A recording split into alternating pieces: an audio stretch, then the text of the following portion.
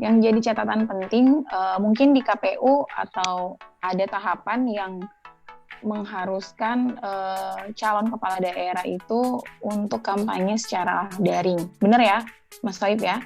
Ada kampanye daring kah? Ya, ada kampanye secara daring. Dan itu ada, kalau saya tidak salah baca, mengharuskan calon kepala daerah itu untuk menggantikan atau memberikan uang kuota, semacam uang untuk mengganti kuota lah, seperti itu. Nah,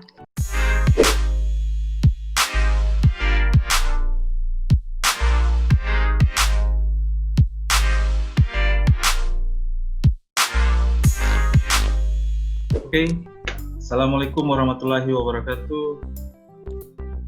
Waalaikumsalam warahmatullahi wabarakatuh. Ya, terima kasih atas waktunya. Hari ini berbagi cerita kedatangan tamu-tamu yang sangat spesial. Ada dari Lamongan, dari jauh dulu ya, dari Kabupaten Lamongan, Komisioner KPU Bang Ahmad Sohib. Kemudian ada Ketua Bawaslu Kota Tidore Kepulauan yang sangat luar biasa ini, Pak Kudin. Ini acara ini atas koordinasi Pak Kudin ini. Akhirnya karena memang banyak yang membutuhkan informasi terkait perkembangan pemilu, jadi harus dibuat sesi ini berwarna, diskusi dan dialog serta diskursusnya. Jadi biar tidak monoton, kemudian saya juga belum terlalu expert di penyelenggara dan pemilu, biar ahli-ahlinya saja yang nanti berbicara. Di awal ini saya ingin menyampaikan menyapa bagi para penonton yang menonton video kali ini, bahwa memang di saat pandemi kita juga sedang sudah diputuskan bahwa pilkada tetap jalan, dan juga literasi tentang pilkada itu perlu untuk kemudian disampaikan kepada halayak umum, masyarakat dan yang sebagainya, sehingga diskursus dan forum-forum seperti ini patut kemudian di-share dan secara terus-menerus biar masyarakat kemudian bisa mengupdate informasi-informasi terbaru terkait dengan pilkada. Nah, hari ini tema berbagi cerita akan dijelaskan langsung oleh hostnya. Jadi di awal ini saya serahkan langsung saja. Jadi hostnya adalah Kak Nia Siana Kurniasari, biar lebih mudah lagi, expert lagi memandu diskusi dan berbagi cerita, karena pemateri-materinya, narasumber-narasumbernya sudah luar biasa, sudah lama di Untuk itu nanti perkenalannya silakan ya, pandu Bang Sohib sama Bang Kudin ini perlu diperkenalkan walaupun sudah terkenal. Nah, yang ingin saya tekankan, karena ini konsepnya berbagi cerita Bang Sohib sama Bang Kudin, kita biasanya formal-formal dan lain sebagainya, itu kadang ada hal-hal yang tidak terlalu bebas untuk disampaikan. Kalau berbagi cerita kita konsepnya santai saja ya, Bang Kudin sama Bang Sohib, biar lebih siap. Dan teman yang juga lebih menerima apa yang disampaikan dengan bahasa informal. Untuk itu tidak perlu berlama-lama lagi, saya serahkan waktu dan kesempatannya kepada Kak Nia. Oke, thank you. Assalamualaikum semuanya. Apa kabar? Sebenarnya agak grogi sih, karena apa ya? Paling cantik sendiri kali ya. Takut jadi grogi di hadapan cowok pagi-pagi. Jadi hari ini saya dikasih tugas, jadi saya ambil alih dulu yang punya channel. Biasanya mungkin ini kalau yang udah biasa ngelihat channelnya Mas Reza mungkin udah pernah ngelihat saya juga. Tapi kali ini bedanya saya jadi hostnya dan saya ditemenin dan kedatangan tamu orang-orang hebat, orang-orang yang mungkin punya tugas-tugas yang berat ya di tengah pandemi ini. Di tengah pandemi COVID-19 mereka harus melaksanakan tugas untuk memastikan demokrasi kita berjalan dengan baik dan tetap berkualitas. Jadi ini Bang, aku dikasih tugas sama yang punya channel untuk memandu diskusi kita hari ini tentang menyoal pilkada di tengah pandemi 2020. Ada pertaruhan kualitas pilkada dan kualitas demokrasi kita di sana. Jadi ada kurang lebih sekitar 270 daerah yang mungkin akan menghadapi pilkada, bener ya? 270 daerah ya, memilih calon kepala daerah yang baru di tengah badai COVID-19 yang mungkin kita belum bisa memprediksikan kapan akan selesai. Dan kalau nggak salah saya baca ada sekitar 20-an ya daerah yang mungkin masuk zona merah yang akan melaksanakan pilkada juga. Nah tentu KPU, saya hari ini kedatangan 2 komisioner, yang satu pimpinan ya. Jadi KPU diberikan mandat oleh undang-undang untuk menjadi penyelenggara pilkada dan Bawaslu untuk mengawasi jalannya proses pemilihan kepala daerah agar supaya bisa terpilih kepala daerah yang berintegritas dan tentunya hasil pilkadanya tentunya berkualitas. Di tengah badai pandemi tentunya ada banyak pro dan kontra, mungkin banyak masyarakat juga yang mempertanyakan apa urgensi dari pemerintah untuk tetap melaksanakan pilkada di tahun 2020, sementara di sisi lain kita masih terus menghadapi badai pandemi yang terus memakan korban, yang terus meningkat dan belum ada vaksinnya, belum ada obatnya gitu.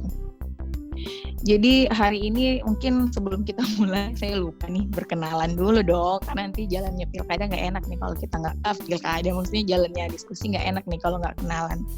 Jadi ada 2 tamu spesial hari ini yang buat saya grogi karena dua-duanya orang hebat dan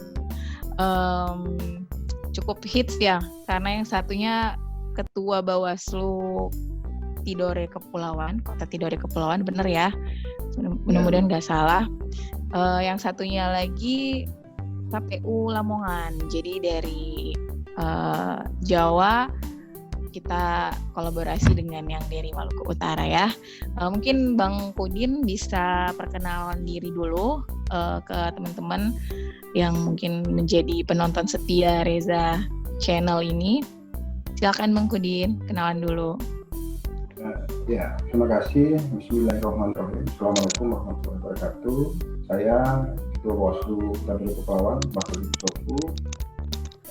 Terutama para penggemar channel hari ini kita berdiskusi tentang pilkada. Terutama juga saya baru diskusi dengan komisioner KPU Lamongan, ada juga ikannya jadi host. Ini suatu diskusi yang luar biasa yang seharusnya ini jangan jadi host, jadi praktisi hukum terkait dengan karena saya lihat tulisan-tulisan kemudian diskusi yang sudah berjalan itu sangat luar biasa. Mungkin sementara itu saya kembalikan ke host. Terima kasih. Terus ada juga satu tamu yang spesial juga dari Lamongan. Ada Bang Sohib, mungkin bisa kenalan dulu sama teman-teman. Silakan Bang. Terima kasih. Assalamualaikum warahmatullahi wabarakatuh. Apresiasi yang sebesar-besarnya ya kepada Mbak Isyana, Bang Udin yang hari ini memberikan kesempatan saya untuk sedikit perkenalan ya. Jadi saya Ahmad Sohib ya. Ahmad Sohib dari Komisioner KPU Kabupaten Lamongan, Divisi Teknis Penyelenggaraan. Jadi itu tidak banyak karena biar kita bisa diskusi lebih interaktif lagi.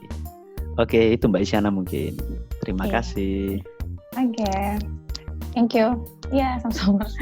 Jadi kita udah kenalan dengan 2 narasumber kita hari ini. Yang satunya dari Tidore, yang satunya lagi dari Lamongan. Nah, kita hari ini bakal ngebahas tentang urgensi atau menyoal soal pilkada 2020 di tengah pandemi ini. Jadi Bang, ada dorongan dari komunitas internasional untuk tetap demokrasi itu tidak boleh dikalahkan dengan COVID-19, dengan pandemi. Nah, yang jadi soal sekarang, demokrasi dengan kualitas jalannya demokrasi dengan kualitasnya tentu tidak boleh digadaikan dengan pandemi. Nah, banyak yang mempertanyakan kualitas pilkada di tengah pandemi ini. Tentu ada banyak hal yang menjadi catatan penting dan prasyaratnya. Kita bakal dengar langsung dari, mungkin kita ke penyelenggara dulu ya, dari KPU Kabupaten Lamongan yang akan menghadapi pilkada juga di tengah pandemi. Kira-kira apa nih Bang yang menjadi terobosan dari KPU atau ada langkah dari KPU untuk tetap menjalankan tahapan meski di tengah badai COVID-19 ini? Silakan Bang Sohib. Terima kasih Mbak Isyana. Jadi pilkada atau pemilihan bupati serentak lanjutan itu sempat ditunda karena COVID ya. Akhirnya dilanjutkan juga karena COVID. Artinya pemilihan bupati serentak lanjutan itu dilanjutkan bukan atas dasar yang penting berjalan, bukan itu, tetapi dengan dasar pertimbangan dengan matang, kemudian dengan dasar ilmu juga. Artinya ilmu itu dengan berbagai telaah terhadap realitas, telaah terhadap persoalan yang ada.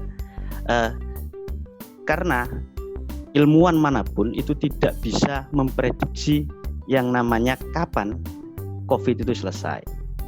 Tetapi bangsa Indonesia juga tidak boleh berhenti atau tidak boleh tidak berjalan proses demokrasi. Demokrasi juga harus berjalan. Makanya kenapa? Makanya harus tetap dijalankan dengan cara apa ya tadi, pengamatan dengan cara bagaimana sih dijalankan tetapi tetap aman, tetap dengan prinsip kesehatan. Maka terobosannya itu dimunculkan namanya PKPU 6 ya, PKPU 6 tahun 2020, yaitu PKPU yang mengatur dari setiap tahapan ke tahapan diatur dengan protokol kesehatan. PKPU 6 tersebut terdiri dari 13 bab ya, 99 pasal.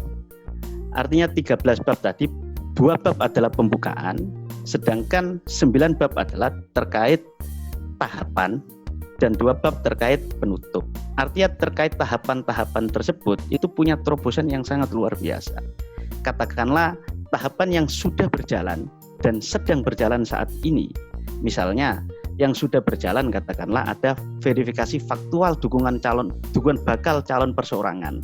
Itu sudah berjalan dan alhamdulillah berjalannya kalau di Jawa Timur aman dan selamat semua. Aman dan selamat semua dengan memakai protokol kesehatan. Katakanlah misalnya petugas Verfak PPS misalnya dirapid ya, dirapid semua penyelenggara pemilu dari pusat sampai ke bawah itu dilakukan rapid, diberikan APD, mulai dari hand sanitizer, mulai dari masker dan lain sebagainya. Alhamdulillah berjalan dengan lancar tanpa halangan suatu apapun. Dan hari ini yang sedang berjalan adalah coklit. Alhamdulillah juga di Jawa Timur, khususnya di Lamongan, juga berjalan dengan lancar dengan adanya protokol kesehatan yang diatur di PKPU 6. Artinya apa? Bahwa KPU optimis bahwa perjalanan demokrasi berupa pemilihan langsung, pemilihan bupati dan wakil bupati secara langsung itu bisa dijalankan dengan optimal. Meskipun toh dalam realitasnya baru pertama kali ini KPU melaksanakan pemilihan bupati dan wakil bupati serentak lanjutan itu menghadapi persoalan pandemi. Sebelumnya tidak pernah ada. Tetapi apakah ini menjadi halangan? Tentu tidak. tentu semua bisa dicarikan solusinya. Ya solusinya PKPU 6 tadi itu dengan berbagai protokol-protokol kesehatan. Nah, protokol kesehatan ini sangat detail sekali diatur di setiap tahapan. Sampai pada tahapan pungut dan hitung pun itu juga diatur secara eksplisit. Bagaimana pungut dan hitung yang sempat dirisaukan oleh publik, bahwa ini akan menambah COVID, ini akan pilkada ini tidak akan menarik gitu. Tapi alhamdulillah ternyata sudah dibuktikan dua tahapan tadi itu berjalan dengan lancar. Nah, di pungut dan hitung pun sama. Pungut dan hitung terobosan-terobosan yang dilakukan oleh KPU jelas berbeda dengan pungut dan hitung di 2015 atau 2019. Karena pungut dan hitung di 2020 ini itu ada 9 hal yang membedakan. Nah, terobosan pertama bagaimana prinsip sehat dan selamat itu terjadi. Maka bedanya di pungut dan hitung nanti itu pertama adalah kita yakinkan pada masyarakat, jangan takut, karena ada perbedaan mendasar sekali. Dari TPS untuk menghilangkan kerumunan, misalnya katakanlah, dari 800 itu menjadi 500 kalau di PKPU 6. Kemudian nanti juga di C6-nya, undangan terhadap masyarakat, ya, di pungut dan hitung itu masyarakat diberi C6 itu sekaligus diberikan himbauan undangan. Undangan misalnya diatur masyarakat RT ini, TPS ini, masyarakat yang dusun ini nyoblosnya jam segini, ini coblosnya jam segini. Itu diatur. Tetapi tidak menghilangkan substansi dari hak pilih seseorang. Misalnya orang yang tidak mampu, ya tidak masalah. Yang penting kita sudah menghimbau itu. Kemudian tidak hanya itu. Tanggal 9 ini ada 9 hal ya. Misalnya pemilih dilengkapi sarung tangan dan lain sebagainya. Kemudian petugas-petugasnya tadi yang sudah saya sampaikan di awal, di screening itu dilengkapi di rapid test, semuanya di rapid test, dilengkapi APD dan lain sebagainya. Bahkan pemilih pun nanti itu di termometer. Nah, bagaimana dengan persoalan orang sakit atau orang isolasi mandiri misalnya, orang isolasi mandiri terhadap nanti di pungut dan hitung, itu pun diatur di PKPU 6. Jadi diatur nanti maksimal satu hari sebelum pungut dan hitung. Pungut artinya didata ya. KPU melalui PPK dan PPS itu mendata bekerjasama dengan satuan gugus tugas dan pihak rumah sakit mendata siapa aja yang sakit. Nah, siapa yang sakit yang dipastikan tidak mampu datang di TPS, maka akan didatangi oleh petugas KPPS terdekat, TPS yang terdekat, ya, dekat dari rumah sakit, dengan dilengkapi APD, ya, APD bekerja sama, berkoordinasi dengan pengawas. Ya. Ini sangat detail sekali. Jadi kita yakinkan masyarakat bahwa jangan khawatir. Nah, terkait yang menjadi problematika, ini kan akan berdampak di COVID-19 ini terhadap pemilih misalnya, Kita yakinkan lagi bahwa di era yang kita mengambil dari bahasanya Pak Reza ya, yang di channel YouTube, di era 4.0 itu adalah aktivitas perilaku manusia itu bisa dilakukan dengan internet. Ya. Hari ini adalah media sosial, media daring dan lain sebagainya.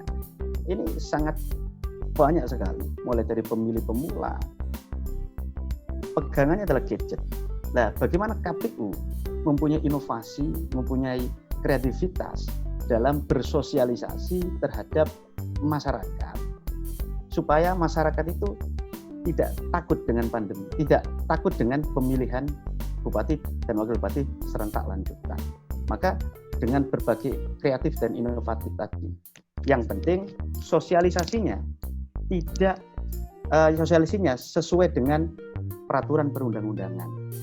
Makanya ada teks dan konteks. Teks itu adalah apa yang ada di PKPU, apa yang ada di undang-undang, itu harus dilaksanakan.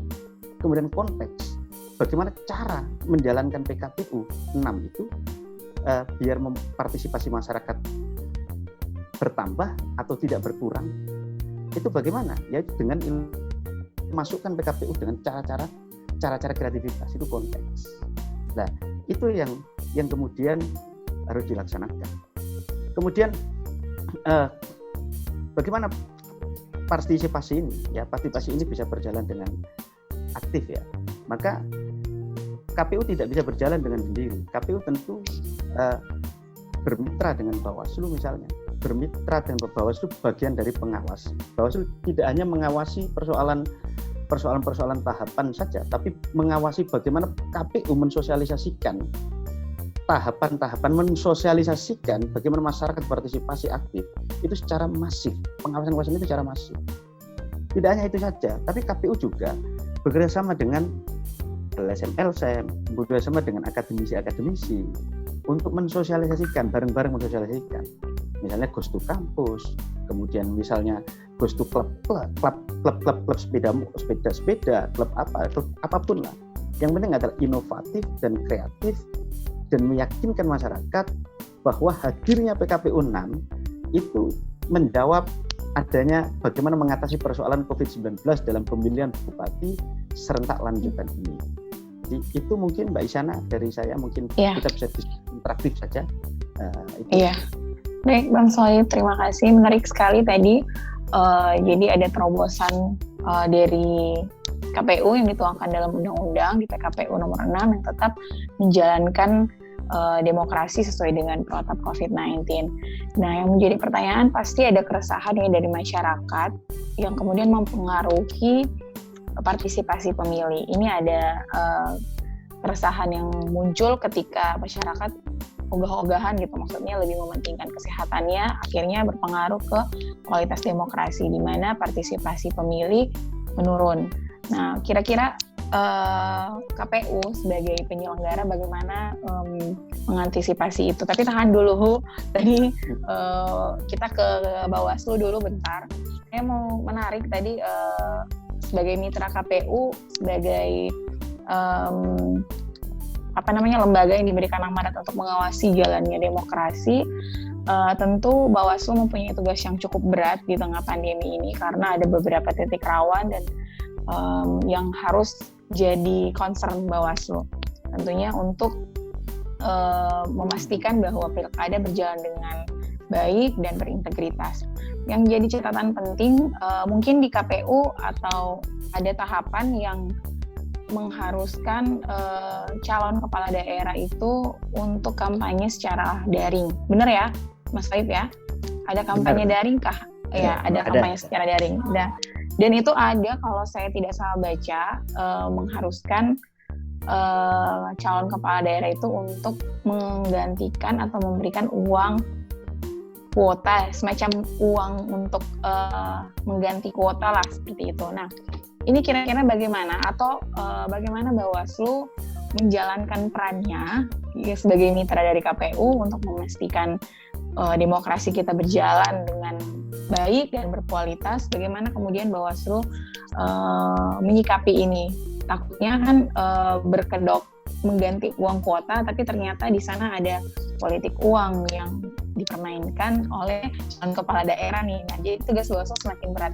Kita pengen dengar dulu dari Bang Pudin, kira-kira di Tidore bagaimana Bang Pudin dan teman-teman Bawaslu punya terobosan atau punya inovasi seperti tadi dikatakan Bang Sohib untuk memastikan bahwa di sana tidak ada politik uang.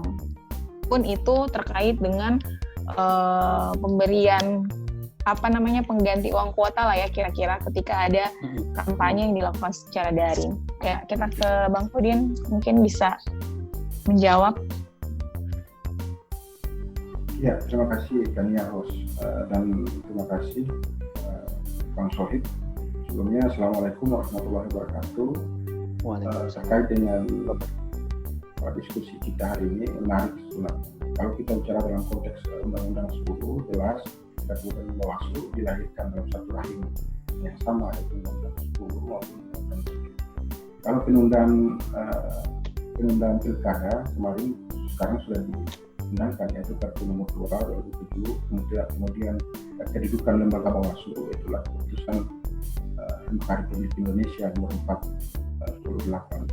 Saya pengantarnya itu. Kalau kita bicara soal optimalisasi partisipasi dalam hal pilkada di tengah COVID-19 ini, tentu kita menyiapkan berbagai strategi. Salah satunya adalah bagaimana Bawaslu melakukan pencegahan, karena ini adalah suatu pilkada yang tidak mudah bagi KPU maupun Bawaslu, apalagi masyarakat itu sendiri. Kalaupun dalam hal optimalisasi partisipasi masyarakat soal pencegahan kita tidak melakukan sosialisasi dengan baik, jangan harap kalau ukuran tertinggi demokrasi ini kan partisipasi masyarakat. Kalaupun dalam COVID-19 kemudian partisipasi masyarakat 9 Desember itu berkurang, maka bisa diukur bahwa pilkada untuk 2020 tidak sukses. Tapi luar biasa, KPU RI masang target 89 kalau nggak salah, itu partisipasi masyarakat untuk pilkada 2020 itu sangat tinggi. Tapi untuk partisipasi masyarakat Kota Kepulauan, alhamdulillah secara kasuistik. Untuk di Dore 2019 itu partisipasinya 9,8, sangat luar biasa di seluruh Indonesia, hanya di Dore. Ada kesan-kesan yang kemudian perlu Bawaslu melakukan, karena tadi Mas Sohib sudah fokusnya ke Bawaslu PKPU 6 terkait dengan protokol kesehatan. Memang KPU juga sudah menyiapkan, tapi ada persoalan-persoalan yang kemudian untuk Kota Duri Kepulauan khususnya Bawaslu sudah pernah merekomendasikan terkait dengan penggunaan masker dan lain sebagainya, karena setiap tahapan KPU mengeluarkan PKPU 6 itu Bawaslu punya kewenangan. Bawaslu punya kewenangan memberikan rekomendasi ketika KPU tidak menggunakan masker, tidak mematuhi protokol kesehatan dan lain sebagainya. Nah, ini Bawaslu sudah ada tugas tambahan. Kita seakan-akan menjadi tim kesehatan, tapi itu tidak mengurangi rasa semangat kita, karena ini sesuai dengan undang-undang, kemudian Bawaslu maupun KPU. Kalau kita tadi saya sudah jelaskan bahwa kalau kesehatan masyarakat mempengaruhi suksesnya penyelenggara pemilu. Status kesehatan di daerah-daerah, misalnya kalau di Kota Dore Kepulauan dan Ternate ini kita masuk pada zona merah. Jadi tinggal bagaimana kita melakukan upaya sosialisasi. Misalnya di Kota Ternate ada Kaliber, di Tidore ada pola Borero Pilkada, di rumah Sam Pilkada, dan itu kita menyambangi seluruh masyarakat, lapisan masyarakat, tokoh masyarakat, kita menyambangi di tiap kelurahan, di desa yang terisolir pun kita menyambangi. Terus kembali lagi kalau kita bicara soal perlindungan hak rakyat, tentu pemilihan serentak sebagai ini mekanisme yang melaksanakan kedaulatan rakyat. Kalau kita bicara soal kedaulatan rakyat dan keselamatan rakyat, ini kan dua hal yang tidak bisa dipisahkan. Walaupun kita bicara soal kedaulatan, tapi keselamatan rakyat harus kita perhatikan juga. Karena kemarin juga sesuai dengan protap dan protap kesehatan nasional, Bawaslu secara institusi juga kita melakukan rapid di seluruh jajaran Panas Bawaslu Kota sampai Bawaslu Kecamatan sampai Bawaslu Kelurahan, karena kita menghindari jangan sampai pilkada 2020 ini jangan sampai terjadi klaster baru di pilkada, baik jajaran pengawasan, jajaran Bawaslu sampai dengan jajaran Pro. Jadi kita hindari itu. Sampai dengan tingkat masyarakat pun kita bekerja sama dengan tim COVID untuk Kota Dore Kepulauan untuk melihat kelurahan-kelurahan mana, kampung-kampung mana yang kemudian orang terdeteksi COVID-19. Itu yang kita sudah mengkantongi, dan setiap pencoplikan itu KPU sering berkoordinasi dengan Bawaslu. Kalau kita bicara soal KPU dan Bawaslu, sering orang punya stigma berpikir bahwa KPU dan Bawaslu ini adalah Tommy dan Jerry. Tapi ini ini adalah pengalaman dari pemilu 2017, dari saya Panwascam sampai dengan pemilu 2017, kemudian sampai 2020. Itu Bawaslu dan KPU sering berkoordinasi, tidak ada, kalaupun KPU salah tetap kita menindak, tapi alhamdulillah sampai sekarang belum kita tidak berpolemik di media maupun di masyarakat.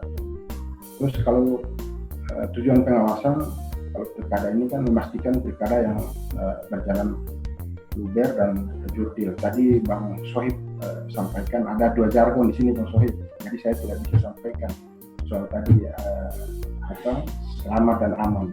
Saya tidak bisa, itu karena nantinya akan 2 jargon itu akan bertarung di Kota Kepulauan.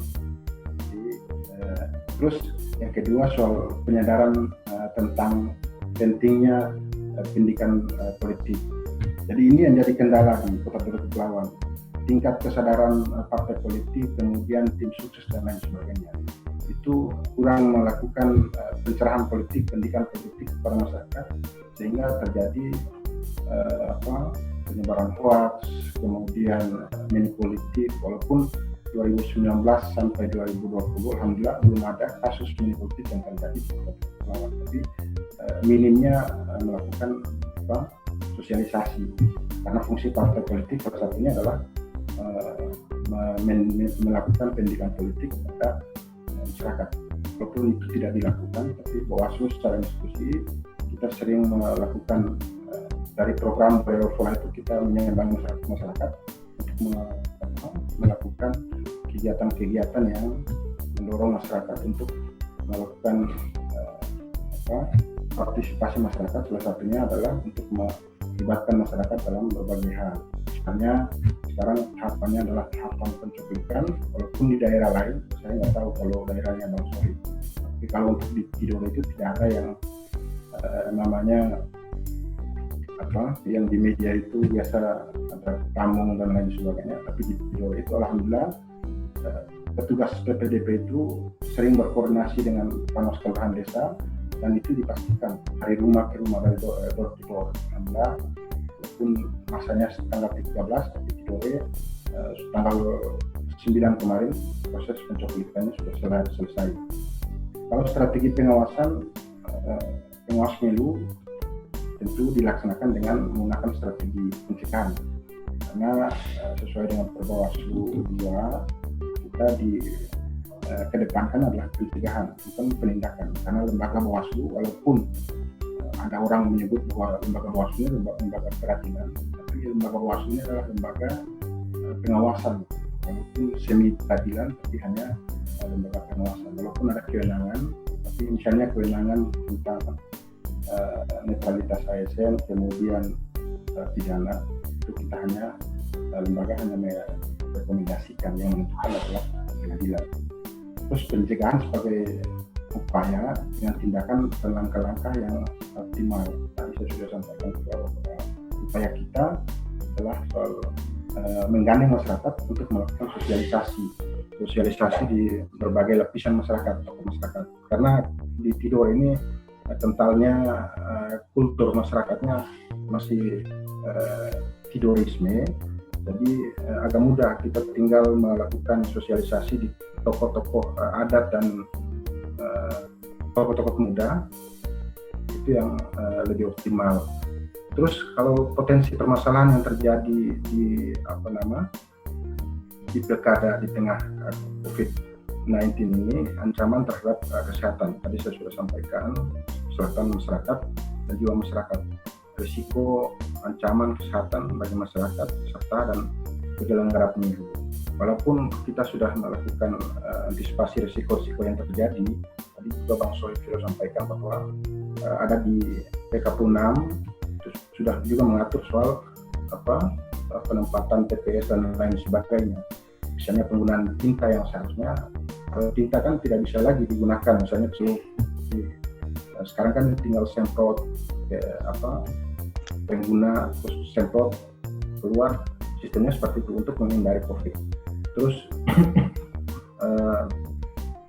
degradasi kualitas penyelenggara tahapan, ini situasi pandemi. Tentu tadi saya juga sudah sampaikan bahwa kalau kita bicara soal menentukan potensi menimbulkan malah praktek dalam tahapan, misalnya verifikasi bakal calon, walaupun di Tidore tidak ada, tapi ada di Ternate. Sekarang terjadinya ada calon independen yang menggunakan lintas orang tanpa sepengetahuan orang tersebut. Sekarang diproses. Terus pemutahiran dan data pemilih, walaupun di tengah COVID, tapi alhamdulillah untuk kalau Maluku Utara tidak ada persoalan soal coklit, terus kampanye dan lain sebagainya. Yang kita khawatirkan sekarang adalah abuse of power yang dilakukan petahana, tapi sampai sekarang juga alhamdulillah kita melakukan sosialisasi, melakukan upaya-upaya pencegahan, surat pencegahan dan lain sebagainya kepada pemerintah, dalam hal ini petahana yang nantinya akan maju ke Pilkada 2020, dan itu biasanya kan ada upaya bantuan dikemas dalam bentuk beras, kemudian stiker ditempelkan. Nah, itu tidak terjadi di Kota Kepulauan, tapi itu ada juga sebagian terjadi di wilayah Indonesia. Mungkin Oke, Bang Kudin. Ya. Saya potong ya. Kira-kira titik-titik rawan pilkada yang jadi concern dari Bawaslu misalnya, kita fokus ke beberapa kekhawatiran masyarakat, di mana jangan sampai calon kepala daerah tadi udah disinggung abuse of power, maksudnya menggunakan apalagi yang mungkin saat ini sedang menjabat dan akan melanjutkan lagi, atau mungkin ada anaknya, keluarga, kerabatnya yang akan maju. Kira-kira bagaimana KPU menyikapi ini? Berarti kan kerja KPU itu 2 kali lebih ekstra ya, ini karena kan kita benar-benar dalam situasi yang tidak normal gitu. Jadi kira-kira kalau di Tidore Kepulauan tentu dengan cost politik yang mahal, dengan situasi daerah yang tadi Bang Pudin bilang mungkin tidorisme, nanti bisa dijelasin nih tidoreisme ini kayak apa ya, biar nggak tegang-tegang. Kayaknya kedua narasumber kita pagi ini tegang banget ya. Mungkin saking capek atau tahapan pilkada yang mungkin sedang kejar-kejaran dengan waktu, terus teman-teman juga mungkin ada yang kurang tidur, jadi pagi ini atau terbiasa di forum-forum resmi yang mungkin biasanya tegang-tegang. Kalau di channel ini kita santai-santai ya, jangan terlalu tegang lah, maksudnya jangan serius-serius amat, karena channelnya juga channel ya buat seru-seruan aja, cuman biar teman-teman bisa ngerti dan paham tentang bagaimana kemudian pilkada berjalan di tengah pandemi ini. Nah, saya tadi mungkin belum dapat gongnya nih dari Bang Pudin, kira-kira untuk mengatasi kerawanan pilkada di tengah pandemi, jangan sampai terjadi abuse of power, atau kayak tadi nih misalnya KPU punya tahapan calon kepala daerah itu melakukan kampanye melalui daring. Tentu pasti masyarakat tidak semuanya gitu bisa mengikuti, dan pasti akan ada semacam arahan atau apa gitu yang kemudian mengharuskan masyarakat untuk meningkatkan partisipasi pemilih tadi, pasti akan diarahkan untuk ikut kampanye versi daring, tapi pasti akan ada timbal baliknya nih, akan ada mungkin ngasih uang untuk beli kuota dan lain sebagainya. Nah, ini kira-kira kalau di undang-undang apa ya, kalau KPU 10 ya, Bawaslu ya untuk pengawasan ya, undang-undang 10 kan Bang Pudin? Unmute ya, dulu ini. Ya, kalau undang-undang 10 ya. 10 ya. Kalau per Bawaslu. Ya kira-kira gimana nih? Apakah tahapan itu, atau apakah itu diperbolehkan dan itu tidak masuk dalam money politik kalau misalnya diganti dengan uang tunai? Nah, gimana nih Bawaslu menyikapi ini? Apakah ada aturan khusus yang mengatur tentang itu, atau itu mungkin merupakan bagian dari diperbolehkan gitu untuk ngasih seperti itu gitu. Nah, itu mungkin lebih teknisnya lagi. Gimana Bang? Itu Bawaslu. Bawaslu ya, pengawasan. Ya. Kalau bicara soal tantangan dan hambatan serta dugaan potensi pelanggaran, khususnya untuk seluruh Indonesia, karena kita tahu bahwa sebelum saya masuk pada pertanyaan, potensi pelanggaran sesuai dengan indeks kerawanan itu, salah satunya adalah netralitas ASN. Netralitas ASN ini di mana-mana sering bandel, walaupun kita sudah melakukan sosialisasi tentang jangankan berkampanye like di status atau foto bersama dengan calon pun itu tidak diperbolehkan. Tahun 2020 ada beberapa ASN yang sudah kita rekomendasikan dan itu putusannya sudah keluar khususnya di Kota Kepulauan. Kalau soal sesuai dengan Undang-Undang 10 tentang mini politik, kalau unsur pasalnya itu menjanjikan, memberikan uang kemudian menjanjikan, itu tidak.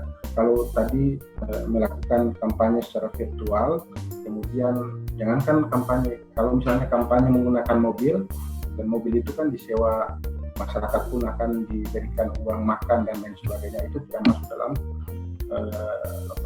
mini politik. Kalaupun kampanye, kan ini sifatnya virtual, jadi masyarakat diberikan uang pengganti, tapi dalam jumlah yang ditentukan.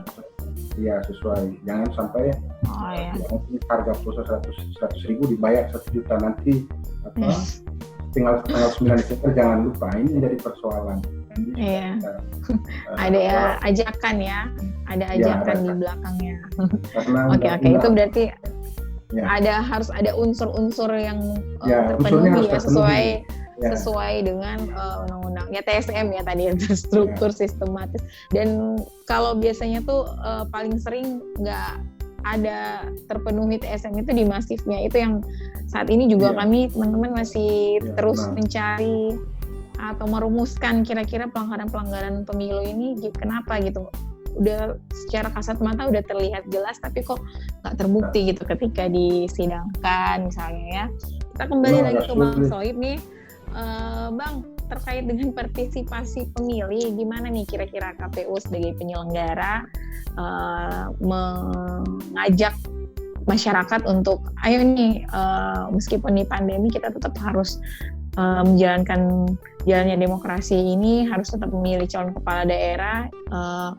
Tentunya kemarin saya ikut diskusi dengan WSI yang Mbak Endah dan ada Bang Firian, katanya KPU ini bakalan jadi contoh atau bakalan jadi lembaga yang juga turut memutus mata rantai. Jadi justru jalannya pilkada ini jangan sampai menambah klaster baru, tapi justru harus membantu pemerintah, terutama gugus tugas, untuk memutus mata rantai pandemi COVID-19. Karena kan kita tahu bersama ini ada era new normal di mana kita hidup jadi lebih berubah, jadi lebih tertib, disiplin dengan menggunakan masker, selalu mencuci tangan. Nah, dan protap yang dijalankan KPU itu untuk jalannya pilkada itu seperti itu. Nah, kira-kira di Kabupaten Lamongan sendiri, Bang Sohib sebagai komisionernya, gimana nih ngelihat masyarakat terhadap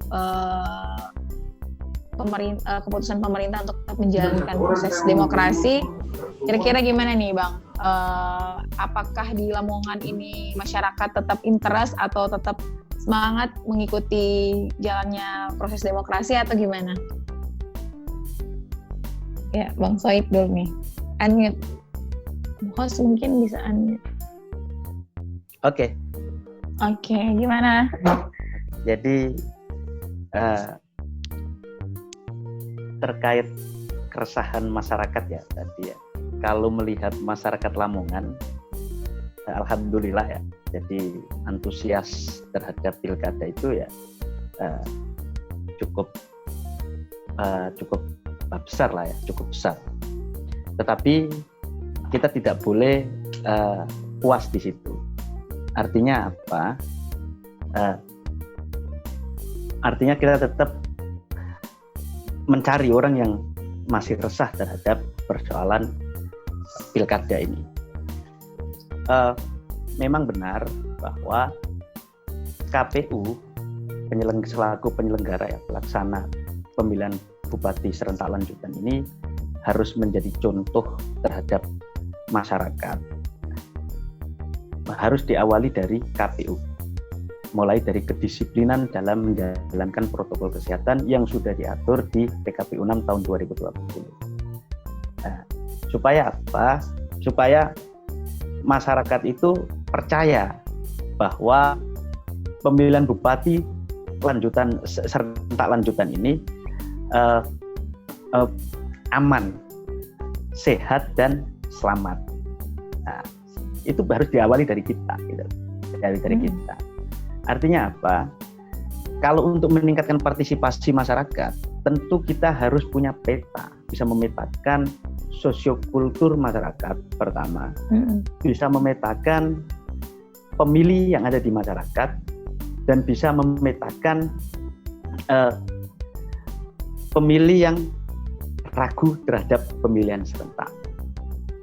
Artinya apa? Kalau KPU bisa memetakan itu,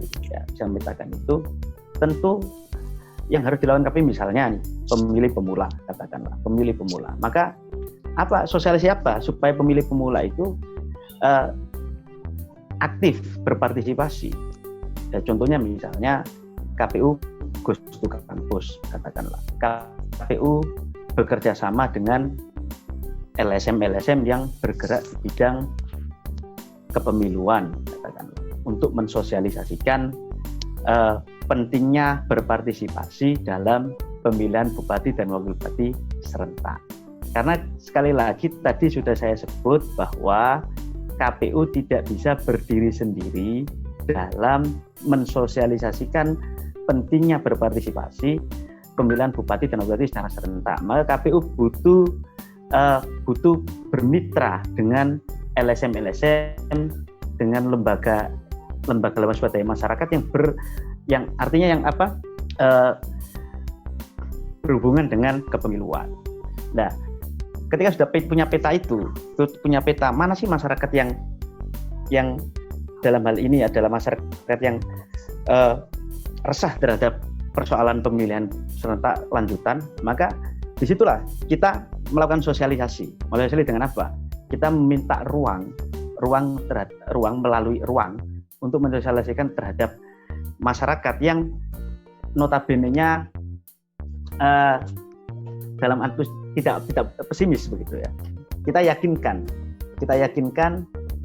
dengan protokol kesehatan. Ini loh PKPU 6 tahun 2020 sudah jelas mengatur bahwa masyarakat tidak perlu takut dengan namanya COVID, karena di pemilihan bupati dan wakil bupati ini sudah diatur protokol kesehatannya. Nah, ini yang pesimis. Kemudian yang pemilih pemula, katakanlah Goes to Campus, Goes to sekolah-sekolahan misalnya, supaya pemilih pemula ini juga sadar bahwa keterlibatan mereka di dalam pemilihan serentak ini penting sekali, karena pemilihan bupati dan wakil bupati serentak hanya bersifat berapa menit tapi menentukan 5 tahun. Kita yakinkan itu gitu loh. Tidak hanya yakinkan itu, juga yakinkan terhadap keselamatan dan kesehatan. Itu yang kemudian peta yang pemilih lansia ya. Pemilih lansia artinya pemilih lansia ini kan notabene pemilih yang terkadang ada yang tahu dan ingin mengetahui, ada yang tidak tahu dan tidak ingin mengetahui gitu loh. Pemilu itu apa? Nah, di situ kita turun gitu loh. Artinya turun dengan cara bekerjasama dengan lembaga swadaya masyarakat atau KPU sendiri yang hadir di sana mensosialisasikan dengan bahasa yang bisa dipahami mereka, dengan meyakinkan mereka, dengan memberitahu mereka bahwa pemilihan bupati dan wakil bupati adalah ditentukan oleh mereka itu. Karena ini proyek demokrasi. Artinya apa? Kita harus yakinkan pada masyarakat. KPU harus punya terobosan itu. Tidak hanya terobosan itu, selama sosialisasi tersebut tidak bertentangan dengan aturan yang ada. Artinya aturan yang ada di PKPU 6 tahun 2020. Begitu. Ya. Jangan sampai membiarkan masyarakat itu golput. Itu yang harus dilakukan. Nah, masyarakat golput ini pun ada dua ya bagi saya.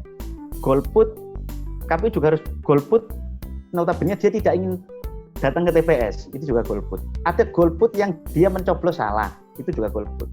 Mencoblos tidak sesuai dengan, nah KPU di masa pandemi ini harus tertantang itu. Bagaimana mensosialisasikan masyarakat bisa berpartisipasi, dan bagaimana KPU mensosialisasikan tata cara pungut dan hitung. Itu yang paling penting. Itu mungkin Mbak Isyana ya dari kami. Iya. Oke Bang Sohib, menarik sekali. Kalau terkait tahapannya yang sebegitu sangat benar-benar teknis ya diatur di PKPU 6 itu tentang protap COVID-19, pastinya TPS bertambah dong ya, karena tidak boleh lebih dari 30 orang. Pasti juga perangkat KPU kayak PPK dan lain-lain sebagainya itu juga bertambah karena kan TPS-nya juga bertambah, berarti anggarannya juga bertambah nih Bang. Kira-kira di Kabupaten Lamongan sendiri, kalau nggak salah KPU RI bilang ada penambahan anggaran 4,7 triliun ya untuk pilkada lanjutan ini, jalannya proses pilkada lanjutan. Kira-kira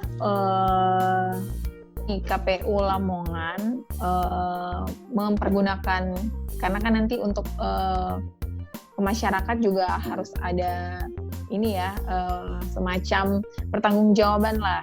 Kira-kira dana sebesar itu dipergunakan di tengah COVID-19 ini juga benar-benar akan terrealisasi dengan baik dana-dananya atau gimana nih? Orang-orang karena masyarakat menganggap wah komisioner KPU, komisioner Bawaslu enak nih, tinggal bikin kegiatan daring, dananya ditambah nih banyak gitu. Padahal kan nggak ada pertemuan kan, jadi kaya gitu. Maksudnya di bayangan masyarakat awam nih jadi komisioner KPU dan Bawaslu nih duitnya banyak lah gitu. Jadi gimana nih Bang Sohib untuk sekaligus menjelaskan lah ke teman-teman yang nonton channel ini bahwa ternyata dana sebesar itu diperuntukkan untuk apa aja gitu. Ya, terima kasih. Jadi KPU RI kemarin menambah anggaran 4,7 miliar, triliun ya. Triliun ya, sorry, 4,7 triliun ya. 4,7 triliun itu dibagi 270 kabupaten kota yang daerah 270 daerah yang mengadakan pemilihan serentak lanjutan. Sedangkan Provinsi Jawa Timur itu mendapatkan 760 miliar untuk 19 kabupaten. 19 kabupaten itu pun dibagi 19 kabupaten. Lah, ini digunakan untuk apa sih? Jadi ini digunakan untuk penambahan APD. Penambahan APD setiap tahapan itu kan jelas bahwa setiap tahapan itu diperlukan namanya APD. Gitu. Jadi 9 tahapan itu setiap menjalankannya itu ada APD. Misalnya katakanlah verifikasi faktual, itu juga butuh APD. Misalnya 11 item ya, salah satunya ada masker, ada hand sanitizer, kemudian ada whistle. Itu banyak sekali. Kemudian ditambah lagi tahapan coklit yang dilaksanakan oleh petugas pemutaran data pemilih atau PPDP. PPDP di setiap TPS ada satu. Artinya dana itu tidak digunakan untuk hal yang lain gitu, untuk bisa dimanfaatkan tidak, karena dana itu sangat terbatas sekali. Belum lagi yang awalnya 800 ya satu TPS dikurangi menjadi 500. Nah, dikurangi menjadi 500. Ini artinya ini juga butuh anggaran. Jadi tidak mungkin anggaran digunakan hal-hal yang lain. Kemudian penggunaan anggaran ini juga APD misalnya itu sangat ketat sekali. Katakanlah misalnya dianjurkan sekali dalam pemakaian anggaran untuk APD itu harus pakai pengadaan harus pakai e-katalog gitu. Nah, ini kan sangat ketat. E-katalog tidak e-katalog. Jadi tidak semudah yang kita bayangkan. Kemudian yang kemarin pencairan untuk Kabupaten Lamongan itu sekitar 10,3 miliar ya. Yang pertama, pencairan pertama, Lamongan dapat 58 miliar ya. 10,3. Artinya 10,3 kemarin, karena 10,3 kemarin pengadaannya bagaimana? Itu jelas sangat ketat sekali. Ketatnya ketat. Karena ketat sekali, sebab apa? Sebab kemarin itu diawasi oleh aparat pengawas internal pemerintah. Dalam hal ini adalah inspektorat. Nah, karena kenapa? Karena kemarin Juni dan Juli itu kan sangat mendadak gitu. Harusnya kan pakai e-katalog. Tapi kenapa tidak pakai e-katalog? Karena sifatnya adalah dadakan. Sifatnya dadakan, darurat. Karena sifatnya darurat, maka harus pengawasan APIP. Nah, pasca ini itu pakai e-katalog gitu loh. Real. Jadi dana itu tidak dipakai yang lain. E-katalog itu jelas berapa, sesuai dengan speknya berapa, harganya berapa, dan lain sebagainya. Itu sudah jelas sekali. Jadi tidak bisa kemudian anggaran yang dari APBN itu digunakan sembarangan, tidak bisa. Karena itu sangat ketat sekali. Yang mengawasi banyak. Kemudian pengadaannya pun harus pakai e-katalog dan lain sebagainya. Jadi anggapan masyarakat bahwa KPU banyak nih karena media daring dan lain sebagainya. Ingat bahwa APBN itu digunakan untuk APD. Kalau misalnya APD dan harus sesuai dengan spek. Kalau misalnya tidak terserap, ya itu akan dikembalikan nanti. Yang terserap saja. Lengkap sekali. Itu sangat lengkap. Ingat pakai e-katalog gitu, katalog. Jadi itu Mbak Isyana. Jadi untuk APBN kemarin. Jadi ya. Penambahan anggaran fokusnya untuk pengadaan APD agar supaya menjamin jalannya proses demokrasi atau proses pilkada ini sesuai dengan protap COVID ya. Ya, seperti sama dengan dengan sanitizer dan lain-lain. Ya, dengan penambahan TPS. Ya. Penambahan TPS ini dinyatakan kenapa dari APBN? Karena kan salah satunya menjaga jarak kan, dari 800 menuju 500. Nah, kerumunan kan, dari kerumunan. Ini juga pakai APBN. Okay. Itu mungkin Mbak Isyana. Ya, terima kasih Bang Sohib. Mungkin saya ke Bang Budin dulu, takutnya ketiduran dia karena kita ngobrol berdua. Masih semangat kan Bang? Ya, ada. Semangat ya. Gimana nih kira-kira di wilayahnya Bang Kudin sejauh ini gitu? Gimana kira-kira masyarakat terkait dengan kan ada nih yang namanya pengawasan partisipatif ya. Gimana kira-kira masyarakat di sana pemahamannya terkait pengawasan partisipatif untuk ikut gitu bareng-bareng dengan Bawaslu mengawasi jalannya tahapan-tahapan yang saat ini mungkin sudah sampai di tahapan coklit dan nanti ke depannya mungkin ada tahapan-tahapan lanjutan yang kira-kira masyarakat di sana itu pemahaman tentang proses pengawasan ini gimana nih? Apa mereka juga ikut mengawasi atau mereka juga jadi seperti masyarakat? Kalau di sini kebanyakan masih money oriented ya. Apakah di Kepulauan itu kira-kira masyarakatnya sudah cukup aware dengan saya pengen ada pemimpin yang berkualitas, jadi saya harus bantu Bawaslu untuk mengawasi jalannya proses pilkada. Nah, gimana nih Bang? Cerita dulu ke kita di sini. Kan saya dari Manado, Bang Sohib dari Lamongan. Kira-kira di wilayahnya Bang Budi ini gimana kondisi terakhir? Kita nggak boleh nyebut aman soalnya kan, karena itu tagline, jadi berat juga saya mau ngomong aman tadi tuh. Kalau Bang Sohib udah kan 2 kali ngomongnya. Ya. Halo, Bang Din. Ya, halo. Ya, gimana Bang? Langsung ya, terkait dengan sosialisasi masyarakat juga sambut baik dengan kegiatan partisipatif masyarakat yang dilakukan oleh Bawaslu. Misalnya kita ini kan menggunakan program Borero Vola, khas kulturnya Bawaslu masyarakat Tidore. Kalau Borero Vola kan pesan tentang Pilkada 2020. Jadi kita menyambangi karena salah satu titik rawan pemilu di Kota Duri Kepulauan adalah soal netralitas ASN.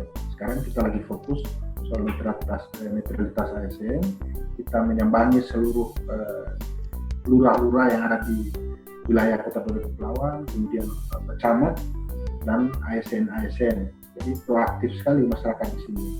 Misalnya masyarakat menggunakan masker yang menurut mereka itu tidak bisa, mereka berkoordinasi dengan Bawaslu apakah ini bisa atau tidak. Nanti secara tidak langsung kesadaran masyarakat untuk berpemilu dan pilkada sudah mulai membaik. Ini yang jadi. Tapi kita tidak bisa pungkiri bahwa kita kita juga genjot melakukan sosialisasi. Tapi saya bilang bahwa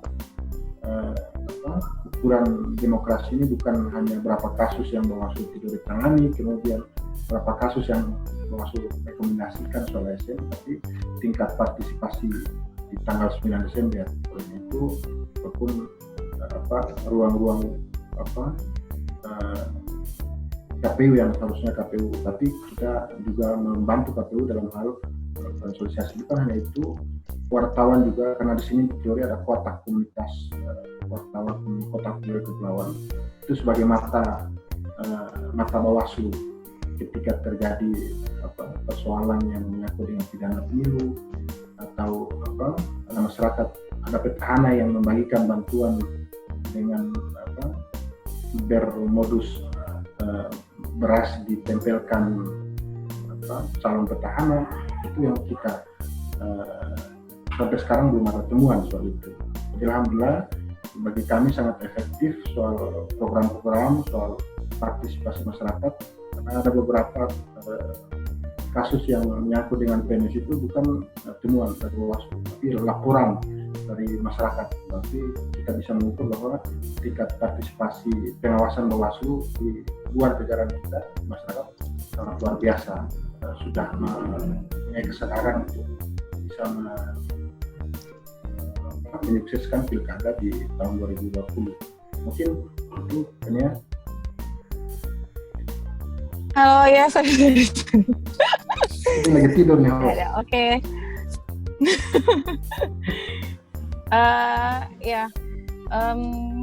Terakhir mungkin ya saya minta menarik sekali sih sebenarnya penjelasan dari KPU dan Bawaslu tadi, ya. Sorry Bang, saya lagi dalam perjalanan juga tadi, lupa kalau sudah jam 10 di sini. Terima kasih sekali, mungkin tadi Bang Kudin udah menjelaskan terkait dengan situasi yang ada di Kota Tidore. Dan mungkin saya minta terakhir deh dari KPU Lamongan, closing statement tentang bagaimana kira-kira memastikan pilkada berjalan di tengah pandemi sesuai dengan prinsip-prinsip demokrasi kita dan tetap berkualitas. Gimana Bang Sohib mungkin? Terima kasih Mbak Isyana. Jadi intinya buat masyarakat ya, masyarakat yang ada di Tidore, di Lamongan, atau masyarakat yang ada di Indonesia yang hari ini mengadakan pilkada, pemilihan bupati dan wakil bupati serentak lanjutan. Artinya meskipun hari ini kita dihadapkan pada persoalan COVID-19 atau COVID-19 yang baru kali ini bangsa Indonesia mengalami masalah demikian. Artinya apa? Meskipun masalah tersebut terjadi di Indonesia, di kabupaten, di berbagai kabupaten yang mengadakan pemilihan bupati, tetap masyarakat jangan pernah pesimis. Tetap harus berpartisipasi aktif.